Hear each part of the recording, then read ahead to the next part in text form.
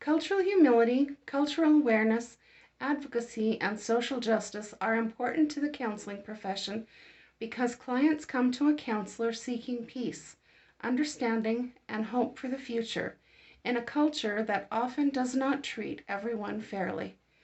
As the textbook states, people are coming to us at times when their life or their perceptions have been disturbed. A loved one may have died, their belongings were stolen, their reputation was destroyed, or maybe their physical health was compromised, and they want someone who will sensitively walk beside them and help them navigate through the emotional pain and help them find hope for the future. These are acts that simply cannot be accomplished from a state of arrogance. My humility and awareness of their culture, or even a desire to be more aware of their culture, must be consciously evident in order to understand the issues a client brings to the table. And not just issues, but the resources that they have available to resolve those issues. When we understand these things, or when I understand these things, I am in a better position to both advocate on behalf of my client and help them to learn to self-advocate for changes to the social injustices that hold them back. The ACA Code of Ethics includes 6 principles: autonomy, non-malfeasance, beneficence, justice, fidelity, and veracity, to help counselors aspire to the highest ethical standards in how they help their clients. Each of these supports the need for cultural humility, cultural awareness, advocacy, and social justice. I think it's summed up well in Hebrews 12 through 15. Wherefore lift up the hands which hang down, and the feeble knees, and make straight the paths for your feet, lest that which is lame be turned out of the way, but let it rather be healed. Follow peace with all men, and holiness, without which shall no man see the Lord. In that, I find the phrase, make straight the paths for your feet, a fitting analogy for how I can use those ethical principles to inform the entire counseling relationship.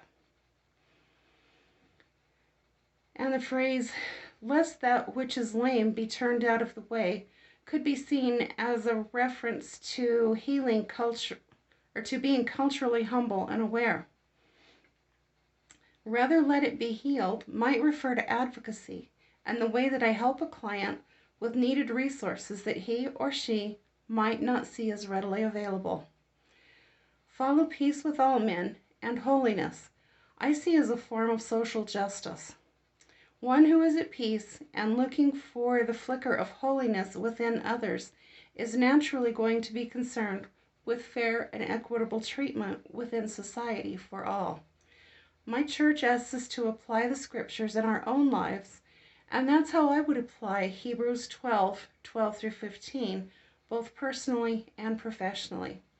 One action I will take to develop a deeper cultural humility now, and that will extend to future clients, is to think before I speak, to use more care and caution with my words.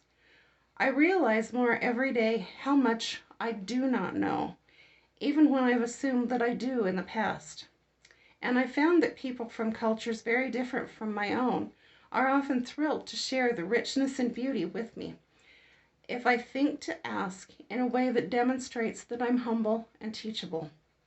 Most recently, it's come in the invitation to begin Shabbat with some Jewish friends who've helped me to gain a whole new perspective and level of appreciation on Old Testament or Torah scripture and its beauty and symbolism. We don't necessarily see everything in quite the same way, but I'm finding so much value in that different perspective. And an action that I will take to be more engaged in social justice is to show up and to march with my Black friends when they mark important civil rights milestones. I grew up in a community where everyone looked just like me. Until sometime after I had graduated from high school, the only black people that I had seen were on TV. Bill Cosby, Sammy Davis Jr., Lena Horne.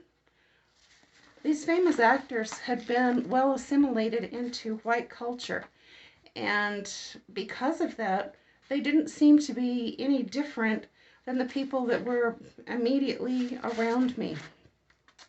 The Civil War was covered in about a week's worth of battle timelines in my junior year history class, and coverage of the Civil Rights Movement was Martin Luther King Jr.'s I Have a Dream speech. So I had no basis to understand the depth of the Black experience being so unique. And I'm not sure I'm there yet. Even though my understanding has grown by leaps and bounds, I'm constantly reminded that there's much yet to do. Thank you.